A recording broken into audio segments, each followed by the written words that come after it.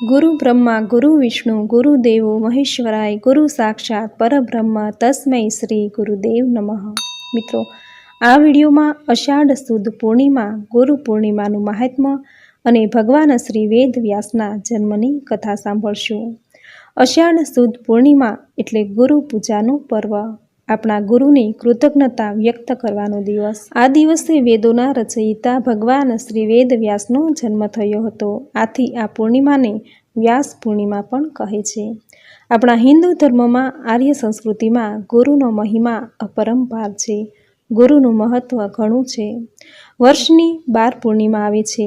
દરેક પૂર્ણિમાનું પોતાનું આગવું મહત્વ છે, પરંતુ અષાઢ માસની જે પૂર્ણિમા આવે છે, અષાઢી પૂર્ણિમા, તેનું મહત્વ આપણી ભારતીય સંસ્કૃતિમાં ખૂબ જ વધારે છે। આપણા હિન્દુ સનાતન ધર્મમાં ગુરુ સાક્ષાત પરમબ્રહ્મ, ગુરુનું સ્થાન દેવ સમાન છે। આપણે ગુરુને પરબ્રહ્મ પરમાત્મા સમાન ગણીએ છીએ। કહેવાય છે કે કુદરતી ગગન ગવાક્ષે ભગવાન સૂર્યનારાયણની સ્થાપના કરી અને અંધકાર ઉગાડી નાખ્યો, પરંતુ પૃથ્વીના માનવીના મનનો અહંકાર કોણ દૂર કરે? આમ પરમાત્માએ આ કર્તવ્ય ગુરુને સોંપ્યો। અજ્ઞાનરૂપી અંધકારમાં ઘેરાયેલા આ સંસારને ભૂલ્યા ભટક્યા લોકોને જ્ઞાનરૂપી અંજની સળી વડે બંધ નેત્રોને ખોલનારા ગુરુ છે। મન વાણીને શરીરથી વંદુ સદગુરુદેવ, આશા તૃષ્ણા ત્યાગીને કરું સદા હું સેવ। સત્ય સ્વરૂપ સમજાવીને આપ્યું નિર્મળ જ્ઞાન, માયા મોહ છૂટી જતા થયું સ્વરૂપનું ભાન। આપ વિના આ વિશ્વમાં કો નહીં મમ આધાર, આપ જ તારણહાર છો આપ જ મારણહાર। જેવો ગણો તેવો જ હું, દાસ તણો પણ દાસ, દયા કરી દેજો મને આપ ચરણમાં વાસ। સદા હૃદય વિશે રહો સદાય રહો રહેમ, હું સંસારી લહરી સાગર તમે એમાં કાંઈ ન વહેમ।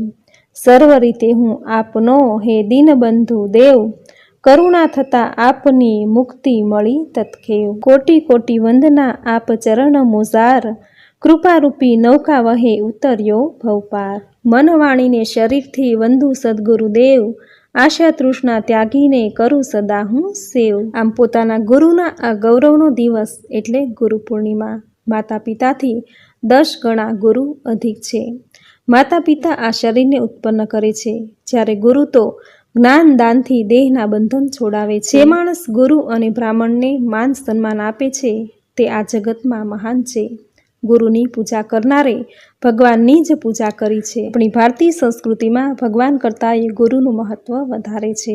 ગુરુ એટલે અંધકાર અજ્ઞાનને દૂર કરનાર અને જીવનમાં પ્રકાશ ફેલાવનાર।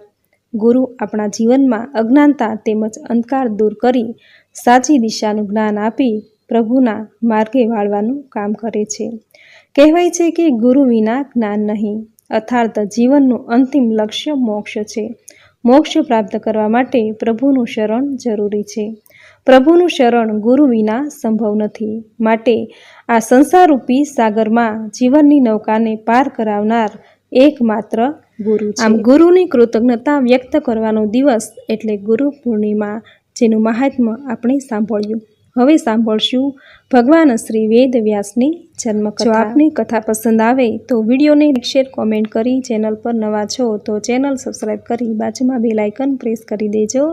ધન્યવાદ। તો સાંભળીએ મહર્ષિ વેદ વ્યાસના જન્મની કથા। બોલો ગુરુદેવની જય। દંતકથા અનુસાર એક વખત મહર્ષિ પરાશર વર્ષોની તપસ્યા બાદ નગરમાં પાછા આવે છે, ત્યારે રસ્તામાં એક નદી આવે છે, જેને નાવમાં બેસીને ઓળંગવી પડે તેમ હતી। તેથી મહર્ષિ નાવની શોધમાં આગળ વધે છે, જ્યાં મહર્ષિ પરાશરને નાવ સાથે એક રૂપવતી કન્યા મત્સ્યગંધા મળે છે, જે મહર્ષિને નાવમાં બેસાડી સામા કિનારે લઈ જવા તૈયાર થાય છે। જોકે આ કન્યાનું નામ મુજબ તેના શરીરમાંથી માછલીની ગંધ આવતી હતી। એ પછી આગળ જતા મહર્ષિ પરાશરે જ્યારે આ કન્યાને જોઈ, ત્યારે તે જ સમયે તેઓ તેના પર મોહિત થઈ ગયા અને કન્યાને કહ્યું કે હું તને એક પુત્ર આપવા માંગુ છું, જે પરમ જ્ઞાની હશે અને તેની માતા હોવાના કારણે તને હંમેશા આદર પણ મળશે। ત્યારે કન્યાએ કહ્યું કે હું કુંવારી છું અને તેવામાં મારા માટે મા બનવું એ યોગ્ય નથી, વળી મારા શરીરમાંથી માછલીની ગંધ પણ આવે છે, માટે હું તમારી પાસેથી પુત્ર મેળવવાને યોગ્ય નથી. કન્યાની વ્યવસ્થા જોઈ મહર્ષિએ પોતાના તપોબળથી મત્સ્યગંધાને સુગંધા બનાવી દીધી અને મહર્ષિએ કહ્યું કે પુત્રને જન્મ આપ્યા પછી પણ તમારું કૌમાર્ય ભંગ નહીં થાય. આ પછી મત્સ્યગંધાને ગર્ભ બંધાય છે અને અષાઢી પૂર્ણિમાના દિવસે એક પરમ જ્ઞાની પુત્રને જન્મ આપે છે. આ પુત્ર બીજો કોઈ નહીં પરંતુ મહર્ષિ વેદ વ્યાસજી હતા. વ્યાસજી જન્મથી જ શ્યામ વર્ણના હોવાથી અને એક દ્વીપ પર જન્મ્યા હોવાથી તેઓ કૃષ્ણ દ્વૈપાયન પણ કહેવાયા. વ્યાસજી નાની વયમાં જ માતાની આજ્ઞા લઈને તપસ્યા કરવા ચાલ્યા ગયા હતા. વ્યાસજી સંસ્કૃતના પ્રખંડ વિદ્વાન પણ હતા. તેણે 4 વેદો, મહાભારત સહિત અનેક મહાન ગ્રંથોની રચના કરી છે. આ સાથે કૃષ્ણ દ્વૈપાયન મહર્ષિ વેદ વ્યાસજીને ભગવાન વિષ્ણુના અંશ અવતાર પણ કહેવામાં આવે છે. વધુમાં ગીતામાં શ્રી કૃષ્ણએ પણ કહ્યું છે કે મુનિઓમાં હું વ્યાસ છું.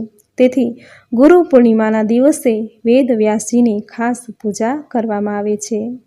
આમ પૂર્ણિમાના દિવસે ભગવાન વિષ્ણુ અને મહર્ષિ વેદ વ્યાસની પૂજા કર્યા બાદ ચણાની દાળ, પીળી મીઠાઈ અને પીળા વસ્ત્રોનું દાન કરવું જોઈએ. કેસરનું તિલક લગાવી આ દિવસે શ્રીમદ ભાગવદ્ ગીતાના પણ પાઠ કરવા. લક્ષ્મી નારાયણ દેવને નાળિયેર ચડાવવું એ ખૂબ જ શુભ માનવામાં આવે છે. કહેવાય છે કે આમ કરવાથી વ્યક્તિના જીવનમાં પ્રગતિ થાય છે અને તેના દરેક કાર્યોમાં સફળતા પ્રાપ્ત થાય છે. આથી ગુરુ પૂર્ણિમાના દિવસે પ્રાતઃકાળે વહેલા ઉઠવું, ભગવાન સૂર્યનારાયણની પૂજા કરવી, ઘરના મંદિરમાં પોતાના ઈષ્ટદેવની પૂજા કરવી, પોતાના ગુરુદેવ જ્યાં હોય ત્યાં ગુરુદેવ પાસે જઈ તેની પૂજા કરવી, ફૂલ કે માળા ચડાવી ગુરુદેવની કૃતજ્ઞતા વ્યક્ત કરવી, ગુરુને ઉચ્ચ આસન પર બેસાડી ફૂલની માળા પહેરાવી, ગુરુના ચરણ સ્પર્શ કરી અને તેમના આશીર્વાદ લેવા અને યથાશક્તિ જે કંઈ આપણી પાસે હોય તે દાન દક્ષિણા આપવી. મિત્રો, ગુરુધારણા કરતા સમયે ગુરુએ જે ગુરુ મંત્ર આપ્યો હોય તે મંત્રની નિયમિત 5 કે 11 વાર માળા કરવી, જપ કરવા તથા ગુરુ પૂર્ણિમાના દિવસે તો ખાસ આ મંત્રના જપ કરવા જોઈએ. જો મંત્ર યાદ ન રહે તો કોઈ કાગળ પર લખી દેવો. આ ગુપ્ત મંત્ર કહેવાય છે જે ગુરુએ આપેલો હોય તેને સાચવીને રાખવો જોઈએ અને નિત્ય આપણે જ્યારે પૂજા કરીએ ત્યારે આ મંત્રના જપ કરવા જોઈએ. અને જેમને ગુરુ નથી તો તેમના માટે કૃષ્ણ વંદે જગદગુરુ. જેમને પણ ગુરુ નથી તો જેણે ગુરુની દીક્ષા નથી લીધી તો તેમણે ભગવાન શ્રી હરિ વિષ્ણુને ગુરુ માનીને પ્રણામ કરવા. પૂર્ણિમાના દિવસે ભગવાન વિષ્ણુની પૂજા અર્ચના કરવી. જો કે ગુરુ દીક્ષાનો અર્થ ગુરુના આશ્રમમાં તેની પાસે રહીને જ્ઞાન લેવાનો છે, શિક્ષા લેવાનો છે. જેમ ગુરુકુળમાં રહીને શિષ્ય શિક્ષા દીક્ષા લેતા હતા. સ્વયં ભગવાન શ્રી રામ અને શ્રી કૃષ્ણએ પણ ગુરુના આશ્રમમાં રહીને દીક્ષા લીધી હતી. પરંતુ શાસ્ત્રોમાં સાંસારિક લોકો માટે હવે ગુરુ મંત્રથી દીક્ષા લેવાની જરૂરિયાતનો કોઈ ઉલ્લેખ નથી. આધ્યાત્મિક ગુરુને જ પરબ્રહ્મ કહેવામાં આવે છે, પરંતુ ગુરુ વિના જ્ઞાન અશક્ય છે. કહેવાય છે કે ગુરુના જ્ઞાન વિના જીવનનો યોગ્ય રસ્તો મળી શકતો નથી. જીવનમાં જો કોઈ સમસ્યા આવે તો તેનો કોઈ ઉકેલ મળી શકતો નથી. આથી દરેકના વ્યક્તિમાં ગુરુ તો હોવા જ જોઈએ. અને આપણામાં કહેવત છે કે તે નુગરો છે, જેને ગુરુ ન હોય તો તેને નુગરો કહેવામાં આવે છે. આથી દરેક વ્યક્તિના જીવનમાં કાન ગુરુ કે પછી સદગુરુ તો હોવા જ જોઈએ. તો મિત્રો, આ હતું ગુરુ પૂર્ણિમાનું મહાત્મ્ય. આપણા જીવનમાં ગુરુનું મહાત્મ્ય. જો ગુરુ ન હોય તો શું કરવું તેના વિશે આપણે જાણ્યું. ભગવાન શ્રી વેદ વ્યાસની જન્મકથા સાંભળી.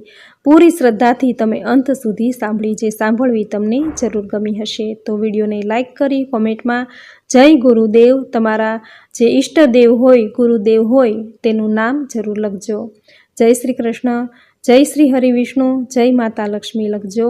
અને ચેનલ પર જો નવા હો તો ચેનલ સબસ્ક્રાઈબ કરી બાજુમાં બેલ આઇકન પ્રેસ કરી દેજો, જેથી આપણા આવતા દરેક નવા વિડીયોની નોટિફિકેશન તમને મળતી રહે. તો ફરી મળીશું આવી જ નવી ધાર્મિક માહિતી, નવી ધાર્મિક કથા સાથે.